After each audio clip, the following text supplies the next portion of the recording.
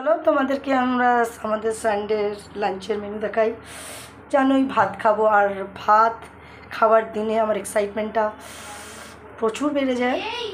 তাতে যদি আমার মাছ মাংস কিচ্ছু না থাকে, আমি তেল নুন লঙ্কা দিয়েও খেয়ে নেবো, বিকজ আমি ভাতটা ভালো খাই। তো চলো আগেই তোমাদের দেখিয়ে দিই ভাত। এখানে 200 চালের ভাত আছে।